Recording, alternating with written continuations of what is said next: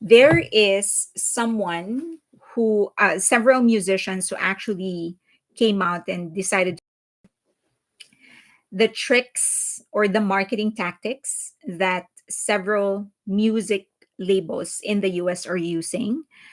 And in essentially, what they are saying is that all the streams that we are seeing on Spotify and different platforms, they are all manipulated.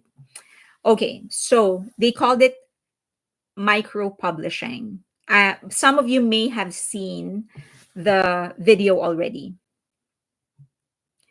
Okay, here is Russ is the name. This guy is a musician, and he talked about in I think it was an Instagram live or TikTok where he talked about how Atlantic Records, specifically he named Atlantic Records, are actually paying a lot of playlisters.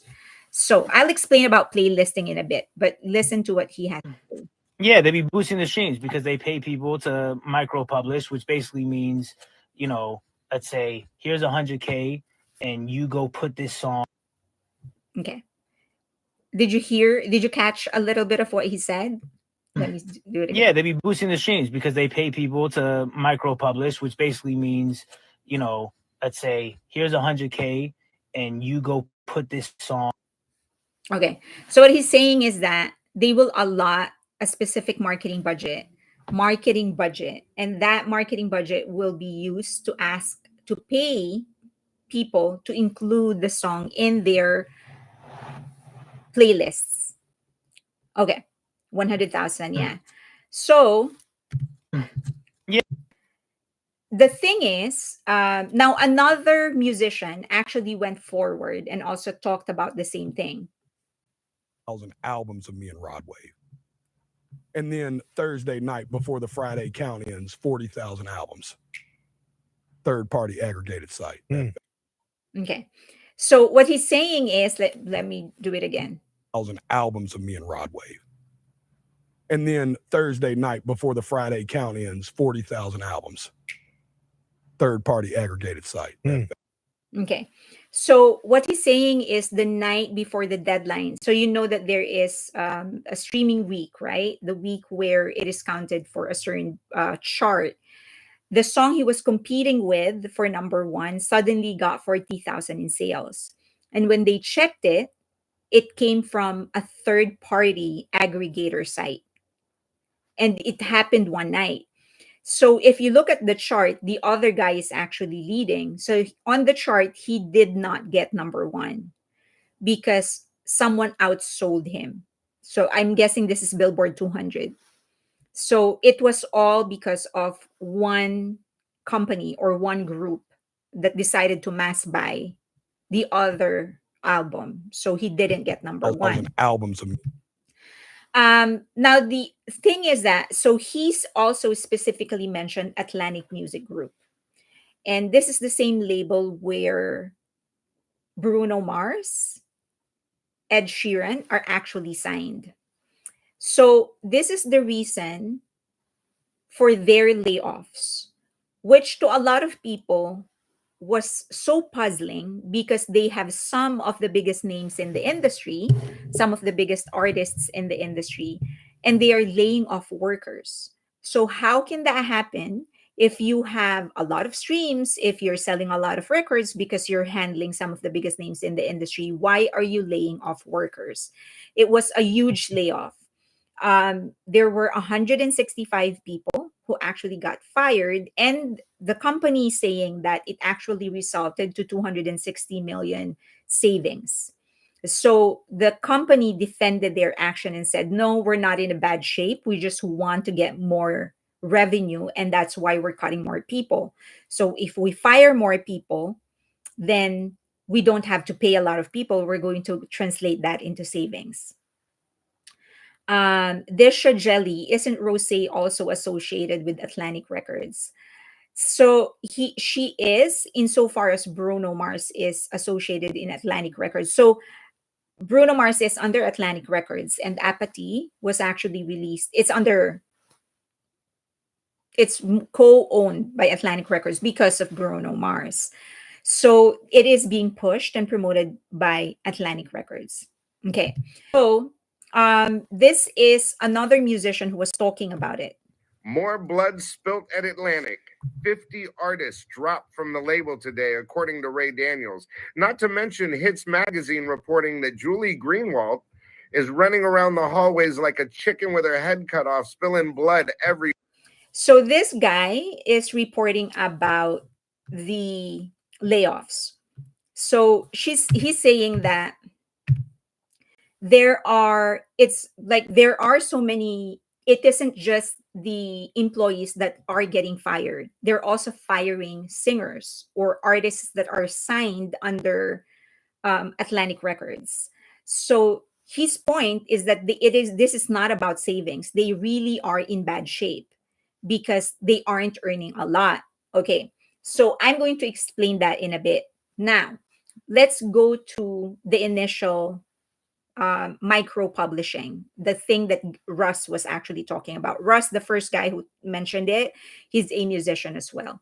So micro publishing is actually playlisting or promotion. It's part of a promotion and it is fully legal. It is not illegal because you're basically what these companies like this one, Winter Sale, is doing. What they do is that they have thousands of people who have playlists, and these playlists have a lot of followers or listeners or subscribers. So for example, if you follow my playlists and I generate, like, if I have 50,000 people following my playlist, then I can sign up in one of these companies, and whenever there is somebody who wants to promote their song, they will distribute that to us, to those that are signed up, playlisters, to playlisters. And then if we like the song, then we'll include it in one of the playlists. So since I have 50,000, for example, since I have 50,000 followers, then 50,000 people will actually, at the very least, play your song once.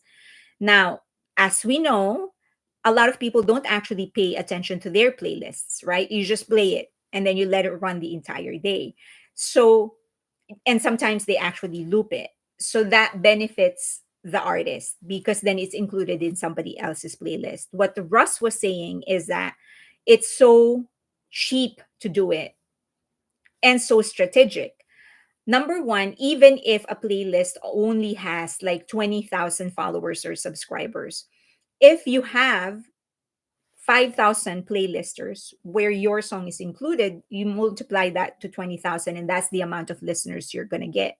But because these are real people, they're not considered bought because they aren't bought. They're actually real people. It's just that you're paying playlisters. So it's some sort of a new form of payola.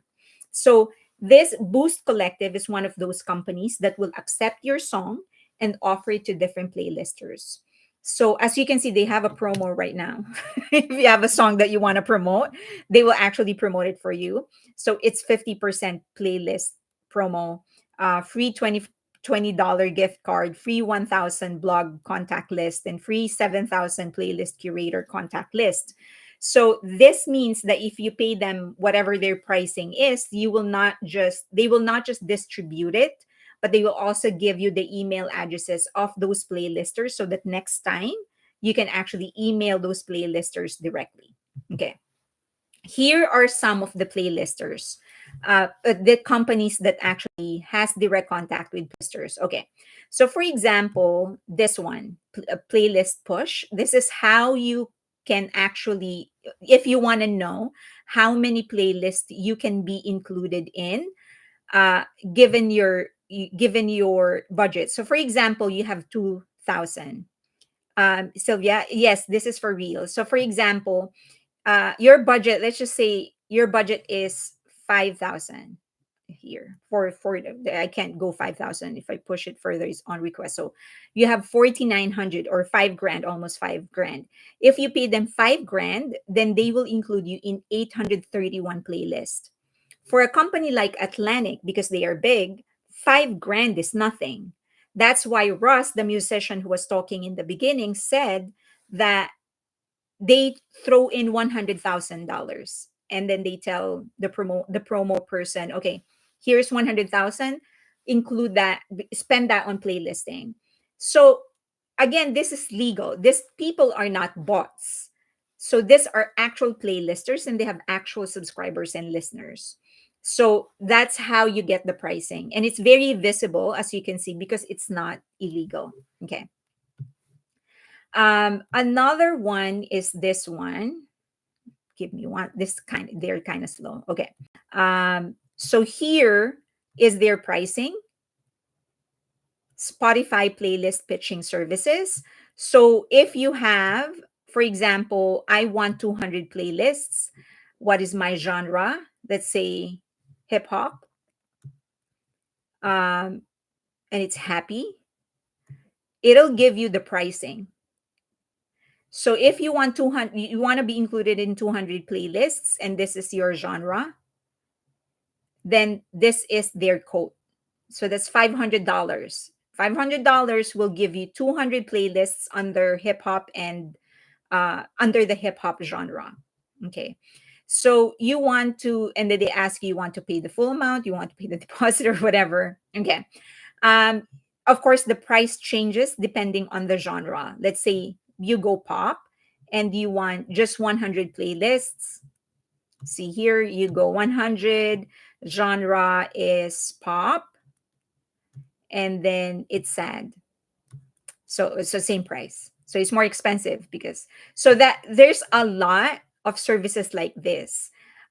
Most common is actually Spotify because it's easier and it's the easiest and it's also the biggest.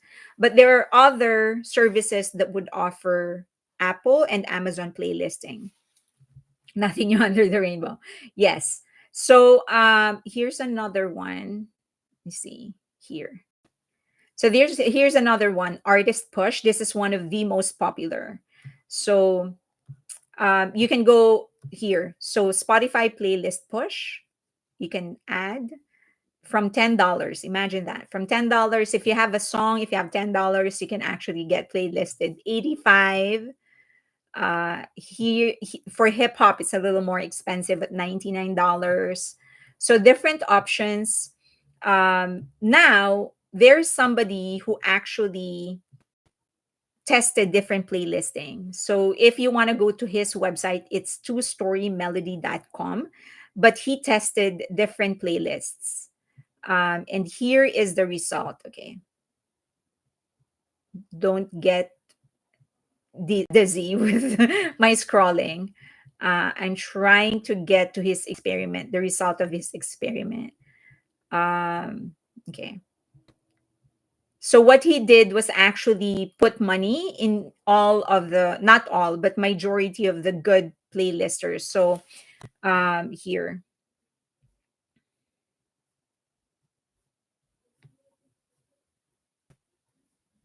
But at least if you have a song and if you want it pushed, it's going to be easier for you. Okay, one second. Oh, there. Okay, here.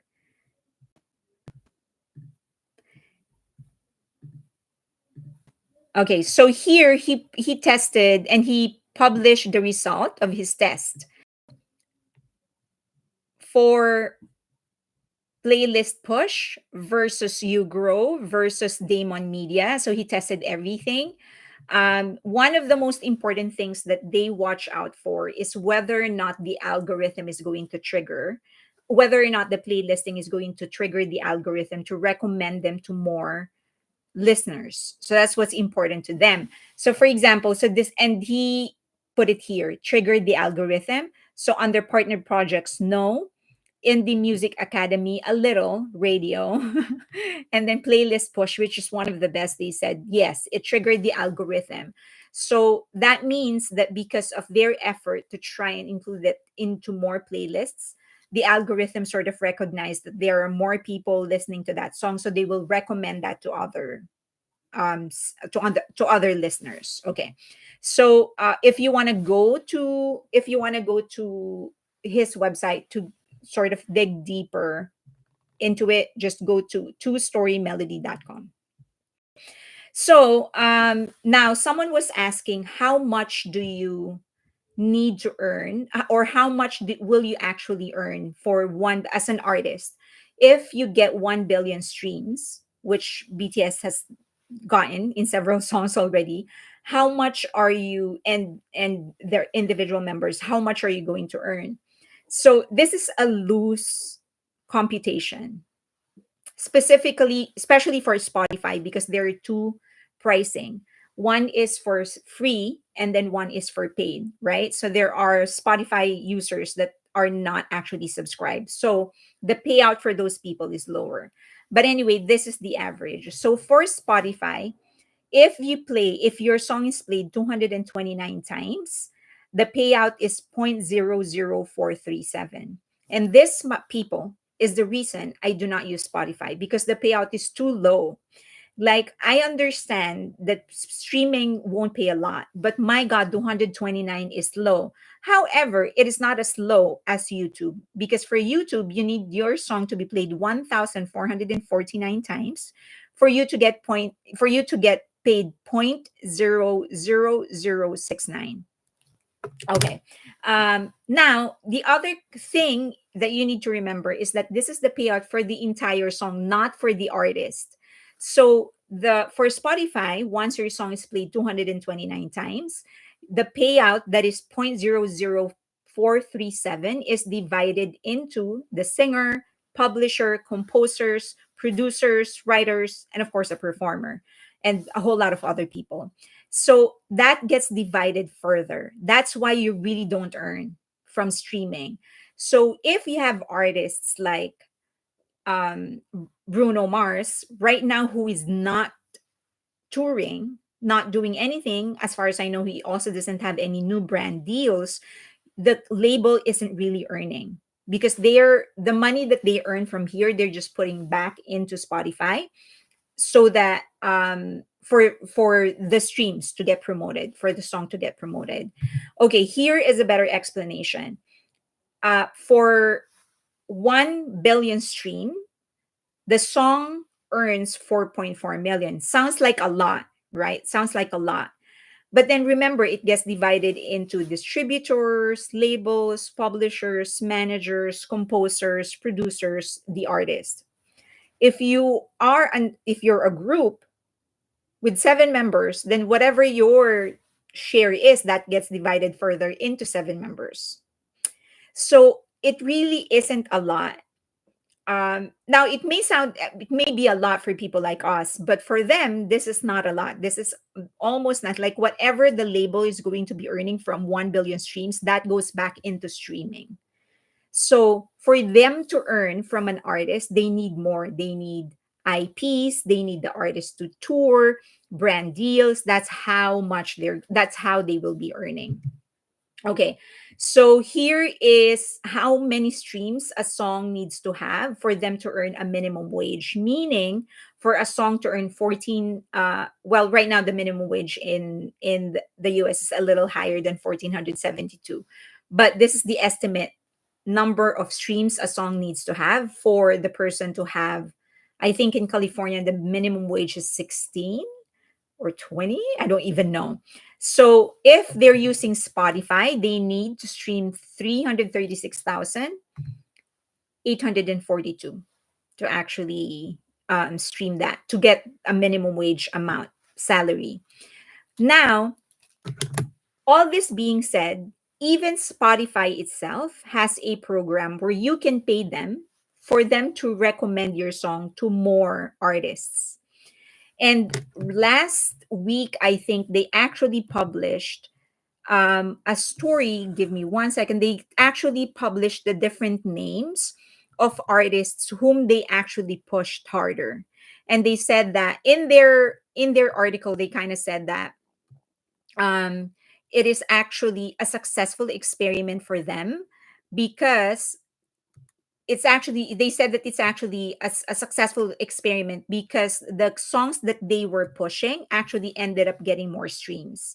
It's crazy. So Apathy is actually one of them. Give me one second.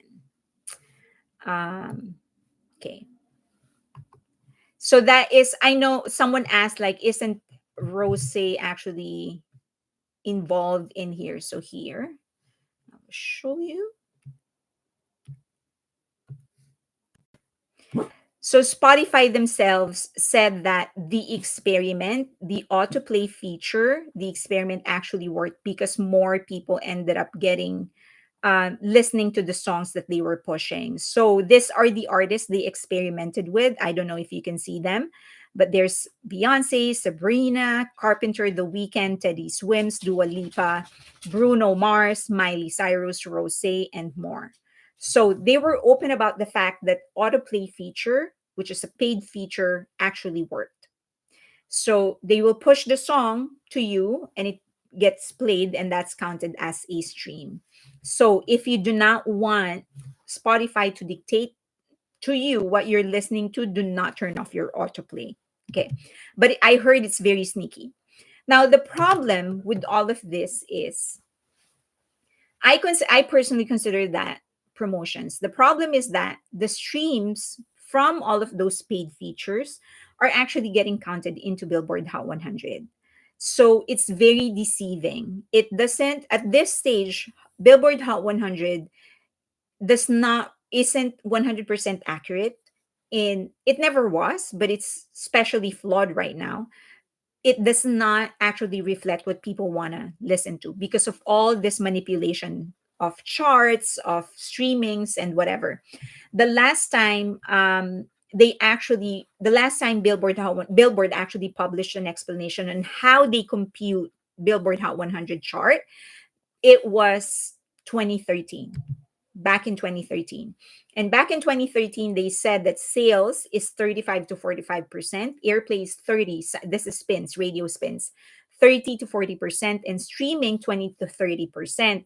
However, they also stated this ratio can change from week to week. So there is no standard measure for them, in other words. So they're just saying this is kind of like the loose formula, but every week they actually reserve the right to change the formula week by week. So that's how they actually end up being able to manipulate the songs that they want to push down.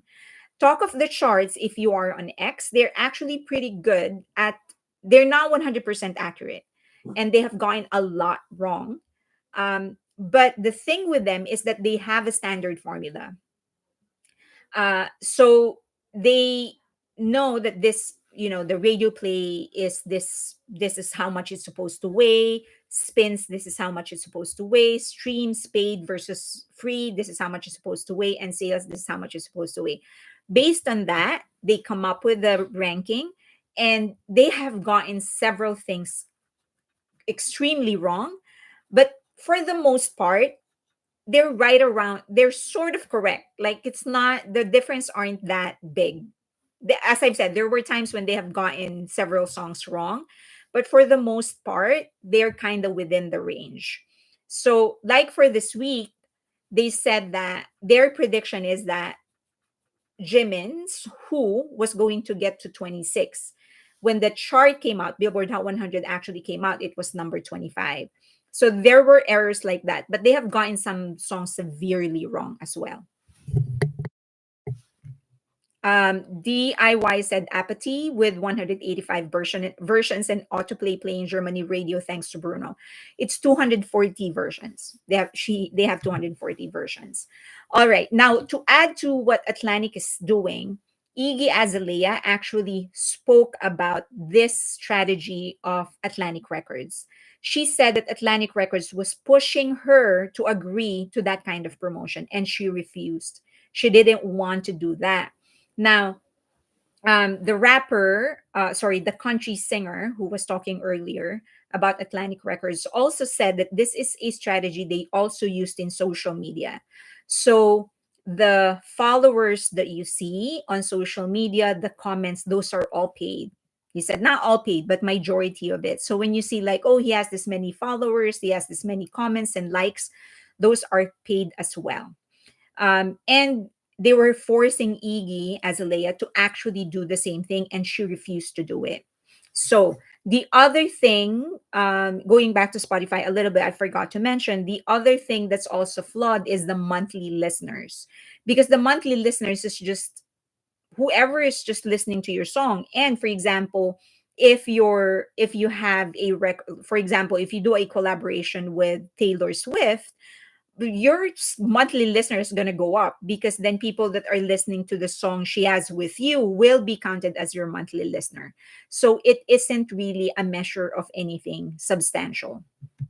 Okay, now, after all this said and done, neither the label nor the artists actually make money on streams. They make money on tours and brand deals. So it isn't really a puzzle for Atlantic Records, even though they have two of the biggest names in music right now, which is Bruno Mars and Ed Sheeran.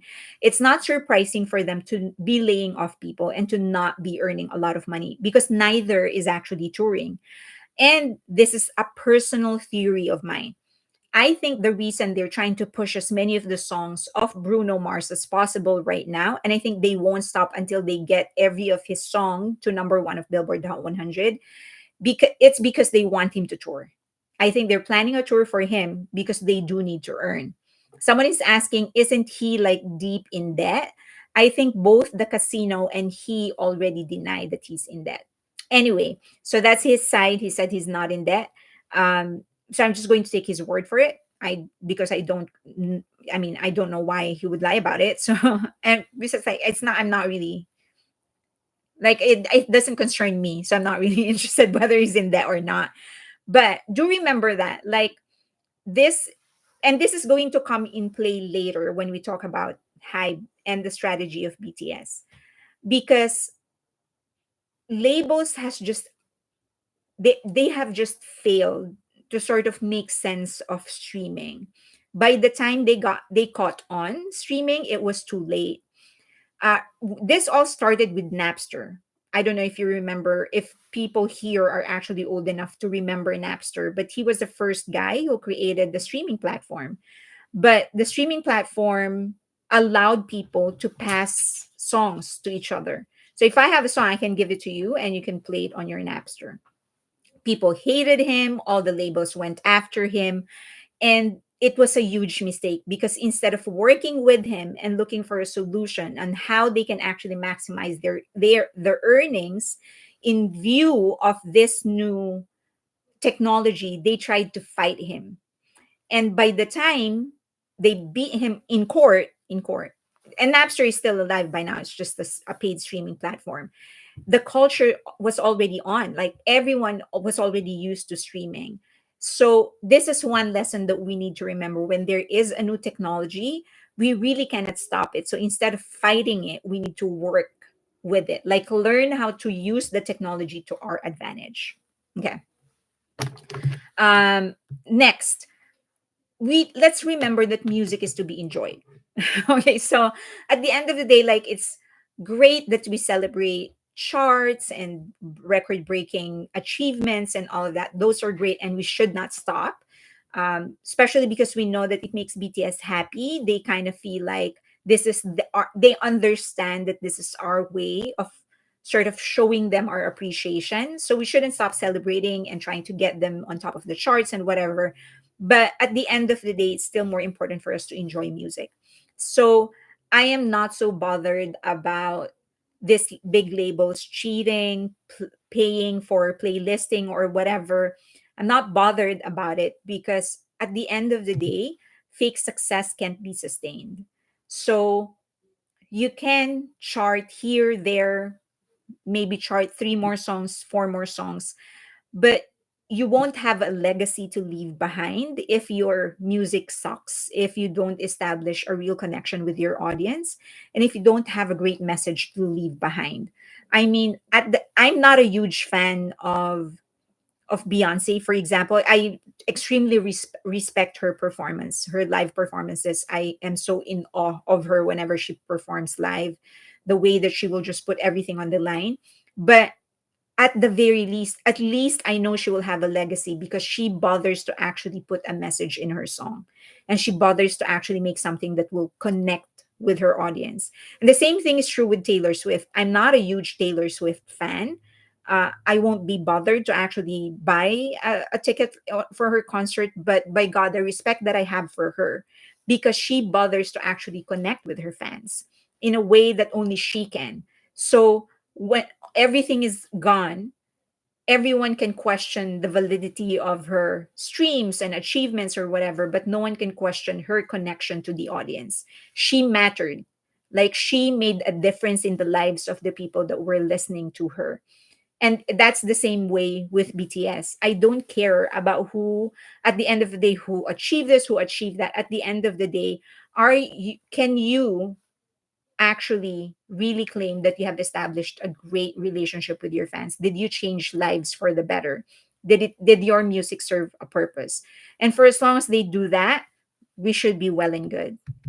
Um, Now, going back, so this is my point earlier, the same way the music industry failed to adopt to streams, they are failing to adopt to new ways fans consume music and artists. And I think that's what people are missing and what artists like BTS got very early. And I think Taylor Swift also got that. Like she got that to a T. Right now, the way that you can really establish your legacy, sustain your success is by establishing a direct relationship with your fans. If you do not have that, you're going to be just another performer, just another artist. So I don't think it's a matter of getting more streams, getting more radio spins. I think it's a question of where is that next platform or what is that next way, or where is the market going, so that we can go there and we continue our connection with them. And that is what, as I've said, like artists like Taylor Swift and BTS are able to do. Like they continue to reinvent, they continue to look for ways on how to connect with their fans. That's why they're doing all of this re-releases, all of this documentaries. They're in games, they're in the metaverse, NFTs, all of that. They're getting into it because they know that that is the future. And these labels, they don't see it that way. That's why I think the, their game plan is always for the present instead of the future. Pink Crystal said BTS really did the right thing.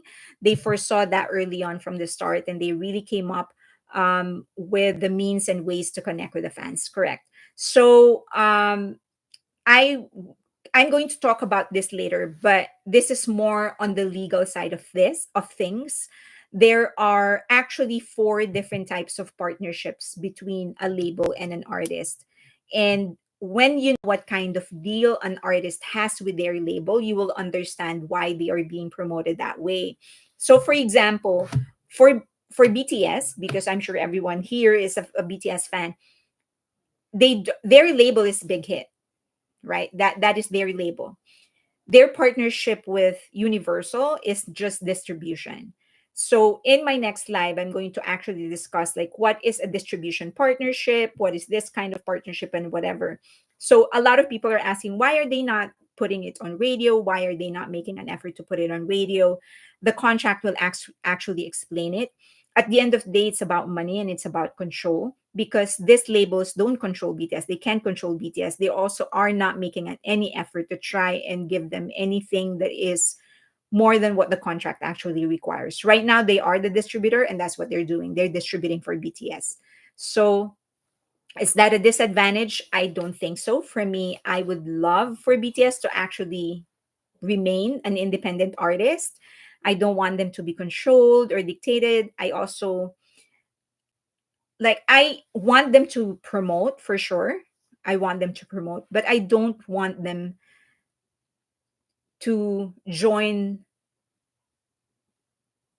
the that kind of promotion where it's too manipulated, where where I won't be able to differentiate between their organic success and what is a result of marketing. Like I want them to continue getting promoted, of course. I just don't I hope they don't get to that point where it's so hard to determine whether they're getting the success that they're experiencing is organic or this is now a result of marketing. Okay. Protect Bangtan at all costs. I wish they do a better job of distribution. That I wish to. Um, Once we get into the contract, we'll know a little better. Now, the other thing is also a little hard to sort of gauge everything because maybe this is my gut feel. Maybe Universal is actually willing to do more, but they can't at this moment because the boys are serving the military, right? So, like, what are we going to do? The people, the artists aren't here to promote.